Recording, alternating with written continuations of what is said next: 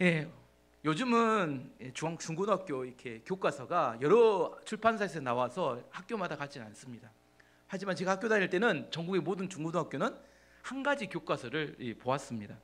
국어 교과서에 책을 그때는 잘 안 읽으니까 소설이나 수필 중에 가슴이 뭉클하게 하는 그런 것들이 있었는데, 중학교 때 가슴이 뭉클했던 그 소설은 황순원의 소나기. 예, 어린 소년의 순수하고 안타까운 첫사랑, 그것이 마음이 중학교 때 어린 심정에 매우 마음이 아팠던 것 같아요. 그리고 고등학교 1학년 때는 피천득의 인연. 오늘은 인연에 대한 이야기를 좀 해보려고 합니다. 인연은 이렇게 시작합니다. 지난 4월 춘천에 가려다가 못 가고 말았다. 나는 성심여자 대학에 가보고 싶었다. 이 성심여자 대학이 이 인연의 끈인데, 이 성심여자 대학은 내가 찾아봤더니 카톨릭 성심수녀회에서 운영한 학교입니다. 성심수녀회는 1800년 프랑스에서 만들어진 단체로 전 세계의 유치원부터 대학까지 학원 선교 기관입니다. 일본에서 이렇게 이 저자가 만났던 사람은 아사코라는 여자인데, 아사코가 세이신 여학원을 다녀요. 근데 세이신 여학원이 일본 성심 수녀회에서 운영한 학교입니다. 그래서 한국에 있는 성심 여자 대학하고는 관련이 없지만 이 성심 수녀회에서 만들었기 때문에 인연의 끈이 됩니다. 저자는 17살 때 처음에 일본 동경에 갔는데, 거기에서 사회교육가인 일본의 미우라 선생님의 집에 유숙하게 됩니다. 근데 미우라의 딸이 아사코예요. 그때가 초등학교 1학년이었는데 눈이 예쁘고 아름다운 여자아이였다, 이렇게 이야기합니다. 아사코가 오빠 하면서 이 저자를 매우 따랐고, 그 저자에게 스위트피라는 꽃을 선물합니다. 스위트피 뭔지 잘 몰라서 찾아봤는데, 그때부터 이 저자는 스위트피라는 꽃을 좋아하게 됐대요. 스위트피를 좋아했을까요? 꼬마를 좋아했을까요? 꼬마를 좋아했는데 스위트피를 좋아했다, 그렇게 이야기합니다. 떠나는 날 이 아사코가 너무 슬퍼서 자기 손수건도 주고 입도 맞춰주고 자기가 끼고 있던 반지도 빼서 이별 선물로 줬다는 거예요. 그때 저자가 17살이었는데 가슴이 설레었다, 이렇게 기록합니다. 그리고 10년이 지나서 다시 미우라 씨 집에 방문했을 때는 그 아사코가 성심여자대학 영문과 3학년에 재학 중이더래요. 너무 커버려서 이제 써먹써먹했는데 재회 기쁨을 나누고 금세 친해져서 같이 산책을 하다가 그 대학교 앞을 지나다가 깜빡 잊어버린 우산을 들고 나옵니다. 근데 우산 색깔이 그때 연두색이었대요. 그래서 그 다음부터 자기는 쉘브르의 우산이라는 영화를 좋아하게 되었다. 어떤 사람을 좋아하면 무조건 연결을 시킵니다. 쉘브르 우산과 연두색 우산은 아무 차이가 상관이 없지만 그 다음부터는 쉘브르의 우산을 좋아하게 됐대요. 그날 밤 늦게까지 버지니아 울프라는 작가의 세월에라는 소설을 가지고 밤새 토론을 했대요. 이야기를 했대요. 무슨 의미예요? 밤새도록 같이 토론했다는 이야기는, 아사코가 이미 마음이 열렸으니까 뭐 하라고요? 고백만 하라, 이게 준비된 마음이다, 이런 의미입니다. 밤새도록 같이 이야기했다는 것은 뭘 해야 이제 이렇게 연인이 되고, 오늘부터 1일이에요. 뭘 해야? 고백을 해야 합니다. 고백을. 우리가 일반적으로 어떤 사람과 결혼을 할까요? 내가 좋아하는 사람과 결혼을 할까요? 나를 좋다고 쫓아다니는 사람과 결혼을 할까요? 성공하고 세상에 잘 나간 사람과 결혼을 할까요? 어떤 사람과 결혼을 해요? 결혼하자고 고백하는 사람과 결혼하게 되어 있습니다. 네가 좋아하든 그 사람이 나를 좋아하든 아주 중요하지 않아요. 좋아하는 마음만 있고 뭘 안 하면 사랑합니다, 결혼합시다, 이렇게 해야 어떻게 해요? 결혼합니다. 아닌가요? 고백 안 하면 어떻게 돼요? 좋은 사람 다 놓치게 됩니다. 고백해야 결혼할 수 있습니다. 근데 저자는 어떻게 됐어요? 그 기회를 놓치게 됩니다. 그리고 나서 또 세 번째, 10년이 지나서 1954년에 일본이 이미 한국을 철수하게 되고 한국 전쟁이 막 끝난 그때 이 저자가 미국에 유학 가기 위해서 잠시 동경에 들려서 미우라 씨 집을 방문했는데, 안타깝게도 그때는 아사코가 이미 결혼을 해버렸어요. 영문과를 졸업해서 일본에 주둔한 미국 사령부에 통역하는 일로 취직을 했는데, 거기서 일본과 한국 사이에 태어난 2세 미국 장교와 결혼을 했습니다. 그런데 또 그 집을 방문했어요. 그때 아사코와 그 남편을 만나게 돼서 약간 비꼬는 이야기를 합니다. 진지군 장교라고 뽐내는 모습이 별로였고, 아사코는 시들어가는 백합 같았다. 꽃 중에 백합은 아름다운데 필 때는 시들면 어떻게 돼요? 악취가 나요. 모습이 매우 흉하게 시들어갑니다. 근데 거기다 시들어가는 백합 같다 이렇게 표현을 했어요. 그리고 마지막에 저자가 이렇게 씁니다. 세 번째는 아님 만났어야 좋았을 것이다. 그리고 오는 주말에는 춘천에 다녀오려고 한다. 소양강 경치가 아름다울 것이다. 이렇게 소설이, 이게 수필이 끝이 납니다. 아사코를 평생 잊었어요? 못 잊었어요? 또 춘천에 간답니다. 춘천에 성심여자대학교가 있기 때문에 못 잊었어요. 근데 왜 못 잡았어요? 좋아하는 여자를? 고백을 안 해서 평생 가슴에 묻어놓고 안타까운 마음에 이 글로 이렇게 적어놓은 겁니다. 이 수필에서 얻을 수 있는 교훈이 뭐예요? 기회는 항상 있는 게 아니다. 기회가 있을 때 기회를 어떻게 해야 돼요? 잡아야 한다는 거예요. 뭐예요? 고백을 해야 결혼을 할 수도 있고, 고백을 해야 내 안에 좋은 걸 얻을 수 있습니다. 오늘 본문으로 돌아가서 사도 바울이 박해와 고난이 있을 것을 알면서도 예루살렘으로 올라갔습니다. 그리고 실제로 성전에서 유대인들이 사도 바울을 잡아서 죽이려고 심하게 두들겨 팼습니다.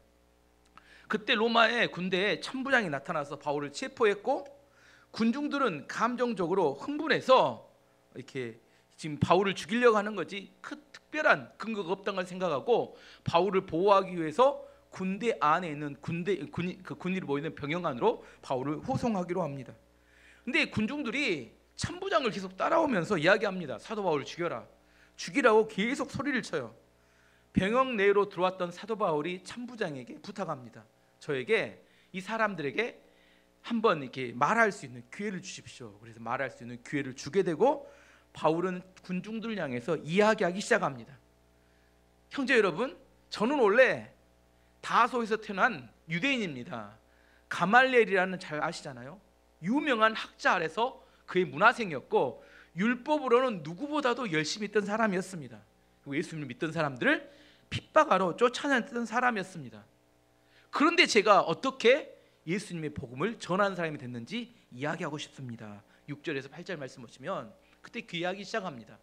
가던 중에 다메섹에 가까이 갔을 때 오정쯤 되어 호련히 하늘로부터 큰 빛이 나를 둘러비치매 내가 땅에 엎드려져 들으니 소리 있어 이르되 사울아 사울아 내가 왜 나를 박해하느냐 하시거늘 내가 대답하되 주님 누구시니까 하니 이르시되 나는 내가 박해하는 나사렛 예수라 하시더라.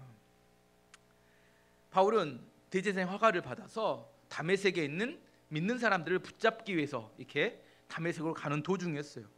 가는 도중에 갑자기 하늘에서 강한 빛이 비추었고 너무 강한 빛에 눈이 앞에 보이지 않았고 땅에 엎드려졌습니다.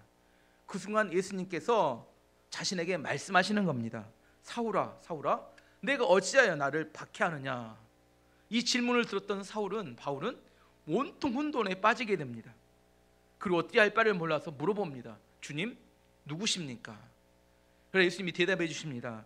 나는 내가 박해하는 예수다. 사도 바울에게 있어서는, 그때 당시 사울에게 있어서는 가장 당황스러운 대답이 나왔습니다. 자신은 뭐라고 생각했냐면 그 전까지 예수는 신성 모독을 하다가 십자가에 잡혀서 죄인으로 죽었다. 그리고 예수는 이단의 괴수였다. 그래서 예수님을 따르는 사람들은 다 잡아다가 벌을 줘야 마땅하다, 이렇게 한 번도 의심하지 않고 확신하고 있었습니다. 그런데 그래서 다메섹으로 가면서 자기가 다른 사람들이 마다하는 그런 일까지 다 처리하면서 예수 믿는 사람들 믿는 것을 방해하려고 그렇게 확신하고 있었는데, 근데 거기서 누굴 만나요? 예수님이 찾아오신 겁니다. 예수님이 죽은 게 아니라 살아있다는 것을 확인하고 진짜 예수라면 하면 생각에 온통 머릿속에 혼돈에 빠지게 됩니다. 지금 내가 하고 있는 이 뭔가 잘못됐을지 모른다는 일점의 의심도 없었는데 그 순간 이게 뭔가 잘못될 수 있겠다. 혹시 대제사장과 장로들의 이야기가 잘못될 수 있겠다는 의심이 들기 시작했어요. 이미 그때는 시력이 잃은 상태였고 어떻게 대답할지를 몰라서 바울이 예수님께 이렇게 대답합니다. 주님 무엇을 하리이까? 10절 말씀 보시면 내가 이르되 주님 무엇을 하리이까? 주께서 이르시되 일어나 다메섹으로 들어가라. 내가 해야 할 모든 것을 거기서 누가 이르리라 하시거늘. 예수님께 이야기합니다. 다메섹으로 가게 되면 너에게 누군가 찾아와서 무엇을 해야 될지 알려줄 것이다. 바울은 장님이 되어가지고 다른 사람 손에 이끌려서 다메섹으로 들어가게 됩니다. 11절 말씀 보시면 나는 그 빛의 광채로 말미암아 볼 수 없게 되었으므로 나와 함께 있는 사람들의 손에 끌려 다메섹에 들어갔노라. 바울은 3일 동안 아무것도 볼 수 없었어요. 앞에 사도행전 보면 먹지도 못했다고 이야기합니다. 먹지도 못하고 보지도 못한 채로 방에 있으면서 3일 동안 머릿속에서 온갖 생각이 돌아갑니다. 혼돈에 빠져서 과연 무엇이 잘못된 것인가, 과연 어떤 것이 진실이고 어떤 것이 거짓인가, 이게 판단이 안 돼요. 그때 예수님이 말씀하시는 약속대로 그를 돕기 위해 온 사람이 있었는데 그게 아나니아였습니다.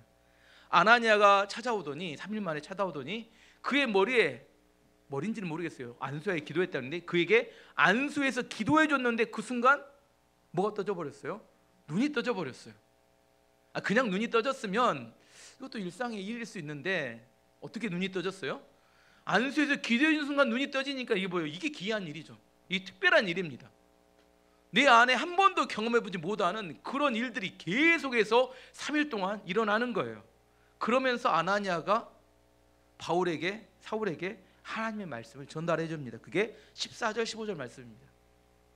그가 또 이르되 우리 조상들의 하나님이 너를 택하여 너로 하여금 자기 뜻을 알게 하시며 그 의인을 보게 하시고 그 입에서 나오는 음성을 듣게 하셨으니 내가 그를 위하여 모든 사람 앞에서 내가 보고 들은 것의 증인이 되리라.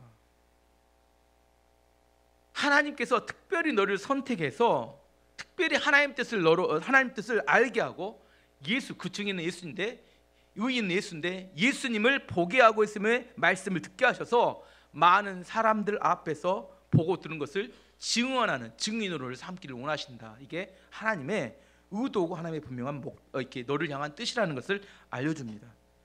아나니아를 통해서 이렇게 듣게 된 하나님의 말씀, 이 말씀이 사도 바울의 사도의 마음에 엄청난 지진을 일으킵니다. 이전에 내가 배웠던 교육, 철학, 경험했던 수많은 일들, 들었던 이야기들, 이 모든 것들이 와르르 무너져요. 그 전에 뭐라고 확신했어요? 대제사장과 가말리엘에게 배웠던 그 학문과 율법이 그 인생의 전부였는데 그것이 잘못될 수도 있겠다는 개연성 아래서 이제 하나님의 말씀을 듣게 되니까 모든 것이 와르르 무너지고 그 다음이 그 하나님의 말씀을 기초로 해서 다시 믿음이 시작합니다. 핍박자 사울에서 복음 전파자 바울로 바뀌는 순간입니다. 우리 인생의 변화는 어떻게 시작될 수 있을까요? 인생이 어떻게 변화될 수 있을까요? 사람들은 변화되기를 원합니다. 1월 1일이 되면 해가 변했기 때문에 변하기를 원해요. 뭘 결단해요? 대부분 사람들이 다이어트, 그다음에 운동, 그다음 세 번째 뭐예요? 영어 공부. 3대 결단의 내용입니다. 근데 2달 지났으니까 아시겠죠? 살이 빠졌습니까? 운동은 잘 되고 있습니까? 그다음 영어는 좀 늦었습니까? 대부분 잘 안 됩니다. 사람이 결단하고 노력한다고 변하는 게 아니에요. 예수님을 만나고 하나님의 말씀을 들을 때 사람은 변화되게 됩니다. 나를 향한 하나님의 뜻이 무엇인지를 분명히 알게 될 때 그 사람에게 진짜 변화가 나타나요. 잠시 노력할 수 있습니다. 하지만 작심삼일이에요. 금방 원래로 돌아갑니다. 아브라함은 갈대아 우르에서 하나님의 음성을 듣습니다. 이번에 암송 구절이었는데 창세기 12장 1절에 3절까지 말씀 보시면 이게 하나님이 들었던 그가 말씀입니다. 창세기 12장 1절에 3절 말씀 보시면 여호와께서 아브라함에게 이르시되 너는 너의 고향과 친척과 아버지 집을 떠나 내가 내게 보여줄 땅으로 가라. 내가 너로 큰 민족을 이루고 내게 복을 주어 내 이름이 창대하게 하리니 너는 복이 될지라. 너를 축복하는 자에게는 내가 복을 내리고 너를 저주하는 자에게는 내가 저주하리니 땅의 모든 족속이 너로 말미암아 복을 얻을 것이라 하신지라. 이 말씀이 갈대아 우르에 살았던 아브라함을 완전히 변화시켜서 믿음의 사람으로 가나안 땅으로 이동하여 그는 믿음의 삶을 살게 되는 변화의 기로점이 됩니다. 요셉은 꿈을 꾸었어요. 형들의 볕단이 11개의 볕단이 자기에게 절하는 꿈을 꾸고 해와 달과 11개의 별이 자기 별에 절하는 꿈을 꾸었어요. 이 꿈 때문에 요셉은 애굽으로 팔려가게 되고 거기서 노예가 됩니다. 바로의 꿈을 해석해 줌을 통하여 그는 애굽의 총리가 돼요. 그는 하나님의 꿈을 이루게 됩니다. 이 꿈이 뭐예요? 말씀이라고 공부하시는 분은 나옵니다. 이게 하나님의 말씀이었어요. 꿈은 하나님의 말씀이었는데 요셉은 꿈을 통하여 그의 인생이 바뀌게 됩니다. 모세는 40년 동안 장인 이드로의 집에서 뭐예요? 양을 치는 목자로 나이 80이 돼서 이대로 끝나는갑다 했는데 호렙산에서 하나님께서 모세를 찾아와서 모세에게 애굽에 있는 내 백성을 구원해야 한다, 가서 구원해라고 말씀하신 이 말씀을 듣고 그의 인생이 완전히 바뀌게 됩니다. 그는 이스라엘 백성을 구원하는 이스라엘의 지도자로 완전히 다른 인생을 살아가게 됩니다. 사람이 언제 바뀌어요? 예수님을 만나고 하나님의 말씀을 들을 때 변화하게 되게 됩니다. 오늘 또 여러분 예배 가운데 예수님을 만나고 하나님의 음성을 듣는 은혜가 있기를 기도합니다. 주하나 일어나자. 반면에 이 시대 사람들의 특징은 뭐냐면, 이 시대 사람들의 특징은 잘 듣지 않는다는 겁니다. 뭘 안 해요? 주하나 잘 듣자. 잘 듣지 않는다는 거예요. 카페에 4명의 아줌마들이 앉아 있어요. 그 4명의 아줌마들이 수다를 떱니다. 대화를 한다는 것은 한 명이 이야기를 하고 3명이 들어야 이거 대화가 되는 겁니다. 근데 4명의 아줌마들이 어떻게 이야기를 해요? 4명이 모두 다 이야기를 해요. 듣는 사람은 아무도 없어요. 뭐 하고 있어요? 4명 다 이야기를 해요. 아무도 듣지 않아요. 이게 이야기하려고, 대화를 하려고 모인 게 아니라 뭐 하려고 해요? 입이 근질근질해서 누군가에게 그냥 내 이야기만 하려고 모인 겁니다. 사업을 하는 사람들은 누구의 이야기를 잘 들어야 사업에 성공할까요? 고객의 이야기를 잘 들어야 사업 성공합니다. 공부하는 학생들은 누구의 이야기를 잘 들어야 공부를 잘할까요? 선생님의 이야기를 잘 들어야 공부를 잘합니다. 연애하는 사람은 누구의 이야기를 잘 들어야 돼요? 상대방의 이야기를 잘 들어야 연애를 잘합니다. 자기가 일방통행하면 요즘 전혀 씨알도 안 먹힙니다. 인생에 성공하려면 누구 이야기를 잘 들어야 돼요? 우리에게 생명을 주신 하나님 이야기를 잘 들어야 인생이 성공합니다. 오늘 본론인데, 그러면 우리는 어떻게 하나님의 음성을 잘 들을 수 있을까? 오늘 2가지입니다. 하나님의 음성을 들을 수 있는 방법, 어떨 때 우리가 하나님의 음성을 잘 들을 수 있는지. 첫 번째는 하나님의 음성은 혼자 있을 때 잘 들립니다. 언제 잘 들린다고요? 혼자 있을 때 잘 들립니다. 9절 말씀 보시면, 나와 함께 있는 사람들이 빛을 보면서도 나에게 말씀하신 이의 소리는 듣지 못하더라. 사도 바울이 담베색 가던 중에 여러 사람과 함께 갔는데 큰 빛은 함께 보았지만, 하지만 하나님의 음성은 사도 바울만 들었다는 겁니다. 하나님의 음성은 많은 사람이 모였을 때 들리지 않아요. 혼자 있을 때 하나님의 음성이 들립니다. 대부분 성공하는 사람들의 특징 중에 하나는 혼자 있는 시간을 많이 갖는다는 거예요. 사람이 혼자 있을 때 창의적인 생각이 떠오릅니다. 또 사람이 혼자 있을 때 하나님과 교제가 가능합니다. 옆에 한 사람만 있어도 뭐가 돼요? 그 사람을 신경 쓰느냐 뭐가 안 돼요? 하나님이 음성이 들리지 않아요. 뭐 쉽게 예를 들어 이렇습니다. 별을 보려면 어디로 가야 될까요? 빛이 전혀 없는 시골로 가야 돼요. 옆에 희미한 빛이라도, 빛이 조금 있으면 우리 눈은 빛에 쏠리면서 하늘의 별이 하나도 보이지 않아요. 하늘의 별을 보고 싶으면 빛이 전혀 없는 곳에 갔을 때 반짝반짝 빛나는 하늘의 별을 볼 수 있습니다. 마찬가지입니다. 하나님의 음성을 들으려면 사람의 소리가 들리지 않아야 하나님의 음성이 들릴 수 있습니다. 사람들은 혼자 있어야 자기 내면의 진실의 소리를 들을 수 있어요. 사람들이 진실을 대면하기 싫어합니다. 사람들이 하나님의 음성을 듣지 못해요.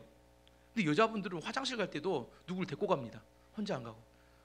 혼자 가도 될 텐데, 화장실에서 혼자 있을 수 있는데. 근데 남자들도 화장실 들어가면 나오질 않아요. 물론 이제 핸드폰을 들고 들어가니까 나오지 않는데, 집에 있을 때도 혼자 있으면 되잖아요. 근데 TV를 꼭 틀어놓습니다. 집에 가면 유튜브를 틀어놓고 하루 종일 뭘 돌아다녀도 혼자 있지 않아요. 혼자서 뭘 생각하고 묵상하는 시간이 거의 없습니다. 이 시대 마귀의 전략은 뭐냐면 깊이 있는 생각을 하지 못하도록 혼자 있기에 내버려 두지 않습니다. 그래서 사람들은 뻔한 생각, 피상적인 생각에 머물게 됩니다. 성공하기도 힘들고 하나님과 깊이 있는 대화도 교제도 힘들어집니다. 어제 뉴스를 봤는데, 그제 뉴스죠. 성공한 카페를 보여주는데, 그 카페에 들어가면 휴대폰을 맡기고 들어갑니다. 그 카페 옆에가 이렇게 휴대폰 보관함이 있어요. 쭉 이렇게 하나씩 들어가면 이름 붙여가지고 놓습니다. 근데 그 카페가 엄청 커요, 매장이. 근데 1시간 대기해야 그 카페를 들어갈 수 있어요. 그 카페 안 될 것 같잖아요. 휴대폰을 뺏어가니까. 근데 그 카페가 여러분들 잘 생각해 보세요. 여러분도 대박 날려면 어떤 사업을 해야 될지. 일상적인 거 하면 안 돼요. 근데 그 카페에 줄 서고 이렇게 인터뷰를 했어요. 근데 왜 핸드폰을 맡기고 들어가는데, 이 맡기고 들어간 인터뷰를 했더니 그 인터뷰하는 사람이 뭐라고 하냐면, 내가 핸드폰을 안 하고 싶은데 자꾸 옆에 있으면 하게 되니까 반강제적으로라도 안 할 수 있는, 거기 가면 많은 사람들이 아무도 핸드폰을 안 하고 있으니까 공부하는 학생들도 있고 여러 가지를 하고 있는 사람들이 있어요. 사람들도 압니다. 혼자 있는 게 좋은 건지, 혼자 있는 게 필요한 건지 알아요. 근데 뭐 할 능력이 없어요? 혼자 있을 능력이 없어요. 손이 근질근질해요. TV 리모컨이 이게 손으로 안 가면, 혼자 유튜브를 안 틀어놓고는 그냥 혼자 있으면 너무 적막하고 지루하고 힘들어요. 그래서 우리 안에 하나님을 깊이 있게 만나지 못하게 됩니다. 여러분이 반강제적으로라도 여러분이 혼자 있는 것을 할 수 있어야 돼요. 여러분 능력이 안 되면 여러분 억지로라도 그것을 할 수 있는 상황을 만들어야 합니다. 휴대폰을 하지 못하게 하는 것이 인권 침해인가요? 저는 그렇게 생각지 않습니다. 핸드폰이 우리의 인격을 황폐화시켜가는 아주 중요한 주범이 됩니다. 특별히 중고등학생 학생들. 요즘 어린 아이 5살 이하의 아이들도 유튜브를 좋아해요. 애들이 엄마들이 편하려고 뭐예요? 딱 앞에 틀어주고 자기 볼일을 보러 돌아다닙니다. 애들이 이미 영상의 노예가 돼버리고 맙니다. 아이들이 창의적인 생각을 하기를 원하고, 아이들이 영혼이 발달하고 성장하기를 원하면 그거 조심해야 합니다. 저는 거의 하루 종일 혼자 있는 시간이 굉장히 많습니다. 주로 병원에서 회진할 때 말고, 저녁에 저녁 식사할 때 말고는 거의 혼자예요. 새벽에 새벽기도 끝나고 나면 아침에 가서 운동하고, 그리고 병원에 출근하면 1시간 정도 회진하고 나면 이렇게 제 진찰실에 있는데, 진찰실에서 도시락을 싸가기 때문에 하루 종일 저 혼자 있으면 말씀 보고 기도하고 이렇게 하고 지냅니다. 퇴근하고 나서 그때부터 저녁 식사할 때까지 가족들과 함께 보내고, 그다음에 또 운동하러 갑니다. 그러면 주로 혼자 말씀을 듣거나 혼자 있는 시간, 그 다음에 저녁에 오면 일찍 자게 됩니다. 혼자 있는 시간이 하루 10시간도 더 되는 것 같아요. 깨어 있으면서, 혼자 있으면서 말씀도 묵상하고 생각하고 깊이 있는 깨달음을 갖게 됩니다. 나는 매일처럼 사람들 만나느라 너무 시간이 없고 바빠요. 창의적인 것이 나올 가능성이 거의 없는 사람입니다. 내 안에 혼자 있는 시간을 만들어야 합니다. 그래야 하나님의 음성을 들을 수 있게 되고, 내 영혼이 성장하고 이렇게 내 안에 정말 의미 있는 창조적인 일을 할 수 있게 됩니다. 제가 생각할 때 가장 혼자 있기 좋은 시간은 새벽기도 시간입니다. 그 중에서도 집에서 하는 거 말고, 집에서 있는 것은 집에서 열심히 바른 자세를 하시는 분들도 우리 부모님 같은 분들 계시지만, 대부분 어떤 자세로 할지 제가 무슨 일을 할지는 잘 모르니까 새벽에 교회에 나와서 설교가 끝나고 난 다음에 10분, 20분, 30분 갖는 그 시간, 누구와 대화할 수 없고 내가 묶여있는 그 시간이 진짜 혼자 있는 시간, 내가 하나님의 음성을 들을 수 있는 그런 시간입니다. 하나님의 음성을 들어야 살아날 수 있게 됩니다. 두 번째입니다. 첫 번째는 혼자 있을 때 하나님의 음성이 들리고, 두 번째는 하나님의 말씀은 고난 중에 잘 들립니다. 나 혼자 스스로 하나님 앞에 있으면 얼마나 좋아요. 근데 이게 안 되니까 강제적으로 하나님께서 혼자 있도록 만드는 게 고난입니다. 구약적인 표현을 광야라고 합니다. 광야는 아무것도 없으니까. 김대중 대통령은 자신을 그 대통령의 꿈을 구체화시킨 곳은 감옥이었다, 이렇게 이야기합니다. 그분이 이렇게 이야기하십니다. 나는 가끔 감옥이 그립다. 왜 감옥이 그리울까요? 김대중 대통령이 자유가 없기 때문에 찾아오는 사람도 없어요. 만날 사람도 없고, 그래서 그 시간에 자기는 많은 책을 읽어서 그때 자기가 대통령이 될 준비가 다 되었다, 이렇게 이야기합니다. 많은 책을 통하여 자신의 내면이 성장하고 자신의 삶을 충만하게 만들 진리의 소리를 들을 수 있던 시간이 감옥이었다. 이 감옥이 다른 표현으로 고난이고 다른 표현으로 광야, 동일한 이야기입니다. 저도 때로 왜 이렇게 저는 할 일이 많지, 이런 생각을 할 때가 있어요. 설교가 끝나고 나면 그 다음 설교 준비해야 되고, 설교 끝나면 그 다음 설교 준비해야 되고, 주일 설교, 수요 예배, 새벽 설교, 설교가 많고, 이 컨베이어 벨트처럼 계속해서 다가오는 일들이 때로는 쉴 시간이 없다, 이런 생각이 들 때가 있습니다. 그래서 주일이 되면 어떤 다가오면 이런 생각합니다. 이번 주일은 설교 안 하고 쉬면 안 될까? 하지만 돌이켜보면 그렇습니다. 이 설교가 나를 살리고 있고 내 영적인 상태를 유지하게 만드는 이유가 되고 내 마음을 감사와 기쁨으로 유지할 수 있게 만드는 이유가 된다는 겁니다. 다윗이 이렇게 고백합니다. 시편 119편 67절 말씀 보시면 고난 당하기 전에는 내가 그릇 행하였더니 이제는 주의 말씀을 지키나이다. 고난이 왜 유익일까요? 고난 힘들기만 한데 고난을 통해서 하나님의 음성을 듣게 되니까 그 영혼이 살아났기 때문에 고난이 유익이었고 이 유익을 알기 때문에 그는 하나님의 말씀을 가까이 하게 돼서 자기가 이렇게 살고 있다고 고백하는 고백의 말입니다. 고난이 없으면 좋을 것 같잖아요. 하지만 항상 이야기하지만 비가 오지 않고 계속 햇볕만 붙이면 어떻게 돼요? 사막이 됩니다. 사막이 돼요. 좋은 일만 있기를 원하잖아요. 그러면 그 사람이 어떻게 돼요? 영혼이 메말라요. 영혼이 메마르면 딱 오면 얼굴이 푸석푸석합니다. 영혼만 메마른 게 아니라 얼굴도 메말라요. 푸석푸석해요. 그리고 자꾸 인생이 지루하고 재미가 없어져요. 뭘 해도 재미없어요. 그 다음 단계는 뭘까요? 우울증입니다. 그 다음에 우울증이 와요. 우울증이 그냥 오는 게 아니라 그 우울증의 시작은 영혼이 메마름에서 와요. 내 안에 충만함이 없고 즐거움이 없고 생명력이 없고 그 다음부터는 얼굴이 메마르고 생기가 없어지고 재미가 없고 그 다음에는 우울증이 옵니다. 잃어버린 이 생기와 즐거움과 그 설레이는 마음, 즐거움, 기쁨 이걸 어떻게 회복할 수 있을까? 어떻게 회복할 수 있어요? 하나님의 음성을 들어야 회복할 수 있는데 첫 번째는 혼자 있을 때, 두 번째는 고난을 당할 때. 제이스펜이라는 미국의 백화점이 있어요. 제이스펜이. 이 사람은 엄청나게 많은 미국의 1660개의 백화점을 지점을 냈던 백화점 왕으로 유명한 사람입니다. 이 사람은 1875년 목사님의 아들로 태어났어요. 그때 사업을 했는데 1929년에 미국에 대공황이 오면서 사업이 완전히 망해버렸어요. 그래서 이렇게 빚쟁이들한테 엄청 시달리다가 몸의 건강이 극도로 악화가 되어서 격리병원에 입원하게 되었습니다.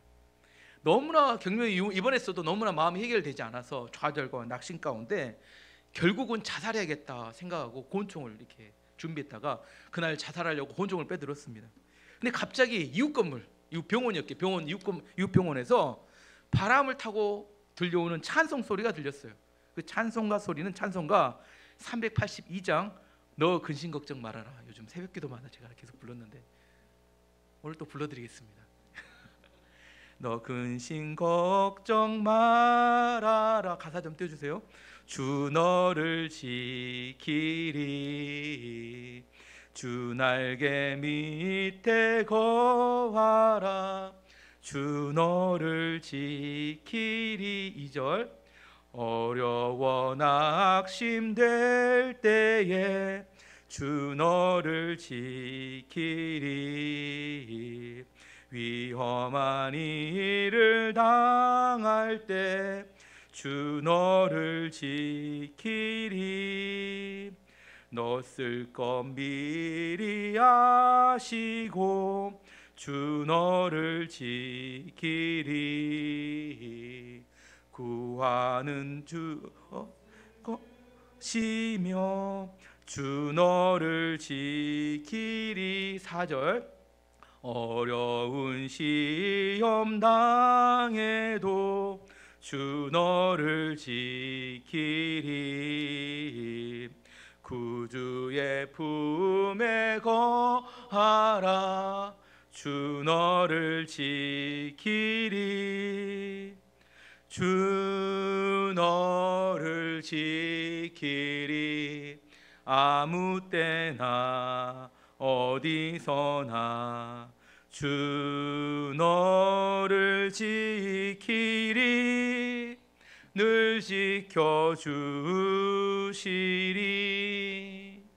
이 찬양이 그 제시펜의 마음을 감동했습니다. 마음속 염려를 몰아내고 마음에 큰 감동과 확신을 주었습니다.